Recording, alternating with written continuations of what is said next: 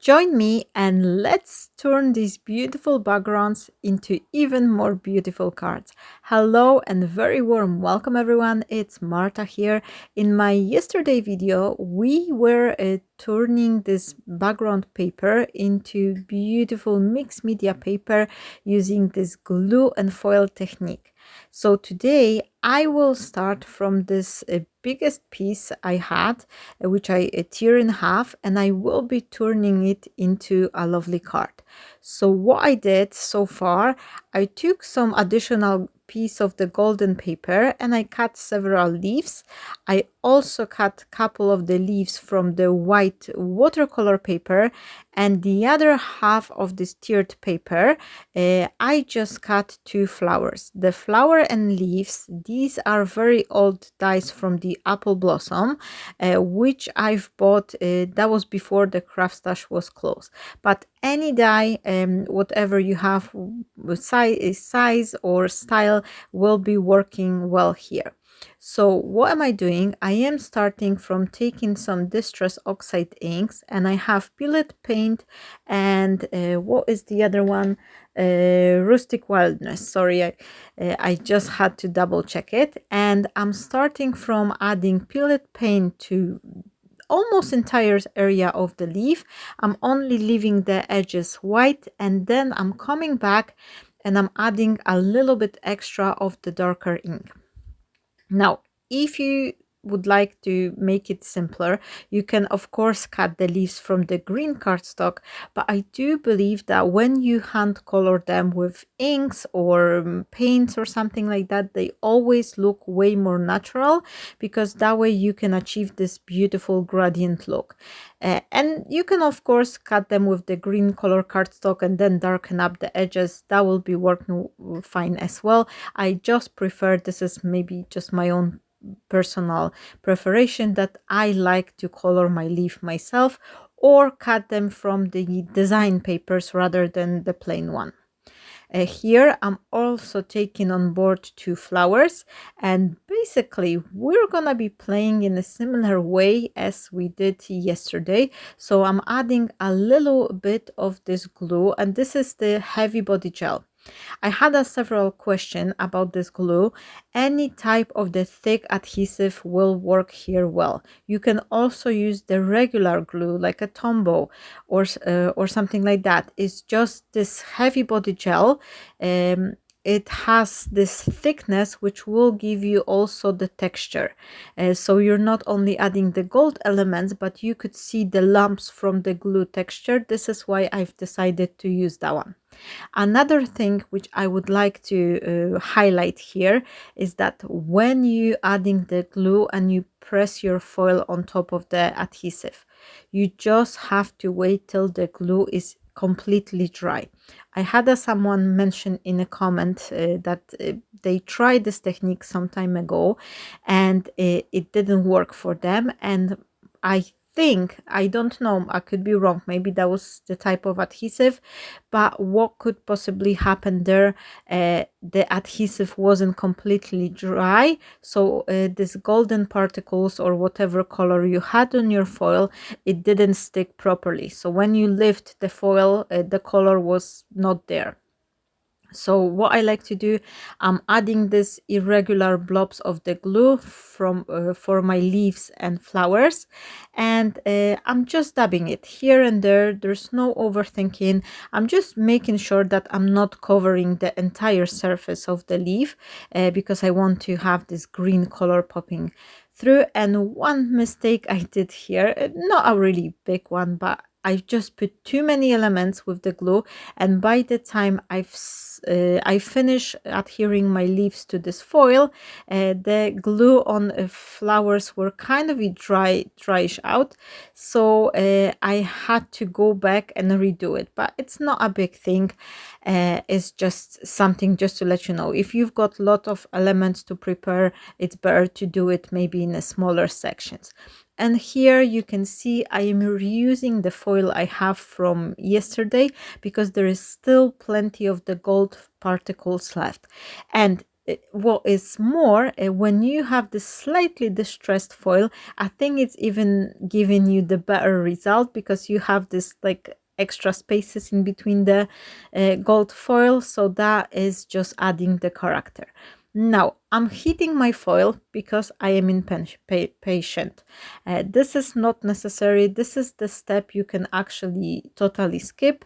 You can just make sure you press firmly so the glue will catch the foil, and then just leave it to it will dry entirely.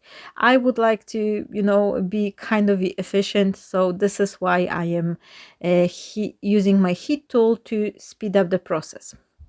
Someone also mentioned in my last video that you would not like to, use the heat gun straight on the foil. You would rather heat it up from the back. Yes, you can do it, absolutely. This is the thermal foil, like the one which is used with the laminator, so it's not melting. So that's why I am able to, use my heat gun on it. And it does warp a little bit, but I'm okay with it. And I think it's just even adding a little extra character. Here I have this card base, and this is A5 size card. So I just fold a piece of A4 size card in half. And now I'm having this piece of the design paper, which I've made myself with this beautiful distress oxide spray background with foil. And I'm also adding additional piece of the white layer because I want to add some texture to the top part of my card. It's entirely up to you whether you would like to make as many extra steps, but I just feel that the cards are only, how to say that, they are gaining with each single step. Whenever you add the layer, some mats underneath, you add some embossing, that way the more steps you're gonna do, the more kind of luxurious your card will appear. But if you don't have time, or you like more simpler cards, by all means, like, you can create them, as simple as you like. It's just something I like to do on my cards, and I just believe that those little details, like here, I thought that this white embossed background is not standing up enough. That's why I've reached for this brown color cardstock, and I'm creating myself additional mat to put underneath. And because this is A5 size card, it's quite large size. I don't want to waste the whole page of this brown color paper, and that's why I am just using my trimmer to cut around it. And if you don't have a trimmer, don't worry, you can always grab the scissors and just cut the opening. You can later on use this brown paper or any paper you're actually working with. This is a good material to even cut a couple of the small leaves, flowers, sentiments, something like that. So sticking it underneath the whole page as a matte layer, I find it quite wasteful. We spend the money on our supplies, so it's always worth to stretch them up till the maximum. So here I am adding adhesive only till the edges of this embossed paper. Don't do that mistake. I did it myself a couple of times. I just forget I have the frame only to put as my matte layer, and I add adhesive in the middle section, and then when I was lifting the paper, all desk and everything was in a glue. So once you adhere the frame and then you're gonna be adhering to the card base, then it's a time to add your adhesive to the middle section as well. And then I am just pressing it on my card, and this teeny tiny border, it's instantly lifting the whole piece up, and it's giving it way more texture and dimension. And of course, if you don't like adding the mats, you could use some ink to go around the edges, but then remember that you have two different papers here. Like the white one will be beautifully showing the if you use like brown ink to darken up the edges, but on the bottom piece it's not gonna be as visible anymore. So this is why I thought adding this extra layer will help. Here a couple extra minutes to shape my elements. And what I like to do, especially for the leaves, I am squeezing them in half, so I have this creasing line, like this main vein on a leaf, and then I am taking my tweezers and I am gently kind of folding away the edge line of the leaf. I do have a full video, there's actually several of them on my channel in regards of flower and leaf making, but there is specific video where I just show you how to create the leaves without dies, without any specialty tools, how to shape them. And I think if you like to add some floral composition to your card, this is definitely worth watching.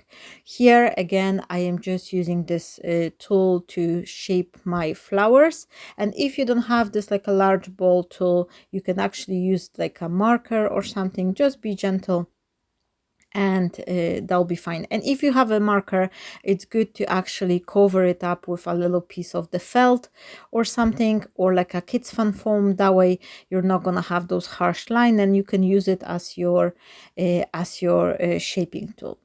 So once I have all my elements pretty much ready, I am starting from building up the composition.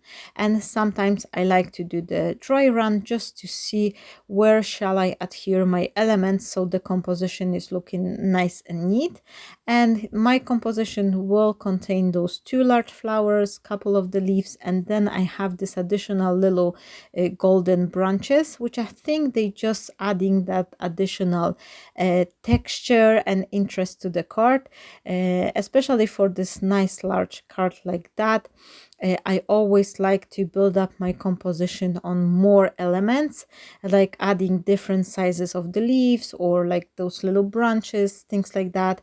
These are always fun, and that way your composition is becoming way much fuller, and the whole card is looking like a premium make. So this is something I highly encourage everyone to try. Next time you're gonna be building up your flower composition, grab a few different dies, like cut yourself some leaves from the regular like green color paper. You can add some smaller white leaves or gray one, dependingly what's the color of your card, but try to play with different sizes and textures of the paper. You can also use the vellum.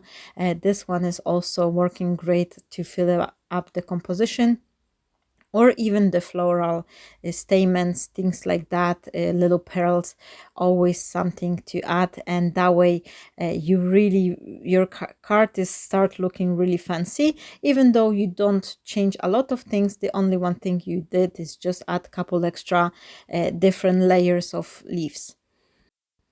Last thing I'm missing here on my composition is this flower centers, and I found those little like pearls, which are having those kind of like a tiny granulated texture, but these are white. And because my card is like all about this gold elements, I thought I could actually use my marker to color on top of those pearls. And here I have this piece of the scrap paper with a strip of double-sided tape, which helps me to hold those pearls while I'm coloring them. This is a great tip if you have the tiny elements and you would like to color them with the markers or something. You can use the tape. This is just a regular tape. There are some repositionable, but even if you use just a normal like a double-sided tape, you can still lift those pieces quite easily.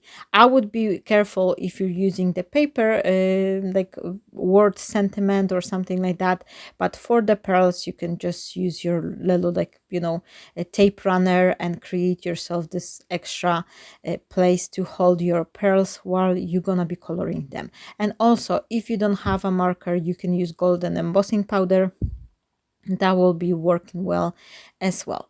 Here I have this very old label from Spellbinder. This is the one which is lying on my card. And then I found additional label die. This is one of the Deco Time die cutting set. I don't remember the name of it, but this is something I've bought in a local shop call action here in Poland, just to let you know. And I like the combination of these two because I think they just matching up perfectly.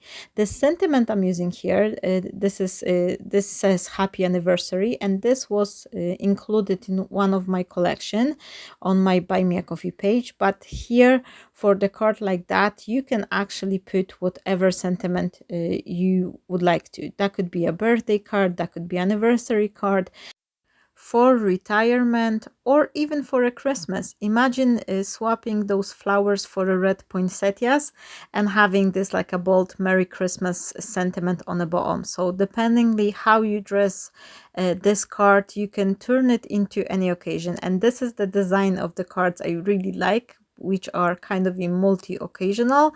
Here, as I'm saying, this is gonna be happy anniversary card, but only because I have this sentiment on hand. This was lying right next to me, so this is why I'm using it. But that could be, create for many other occasions as well. To finish off this card, what I like to do on those labels, I am adding two pearls. So this is this little cherry on the top, which actually adds this nice special touch, and that way all my card is very well like put together. All these little details, they are just making it appear even more special. So that will be my card for today. I hope you enjoyed this video, and if you did, please don't forget to give a like, to say hi in a comment, and of course share it with your crafty friends. Maybe someone will also like to see this card. That will be me. Happy crafting everyone, and I'll see you shortly. Have a wonderful day everyone, and bye bye.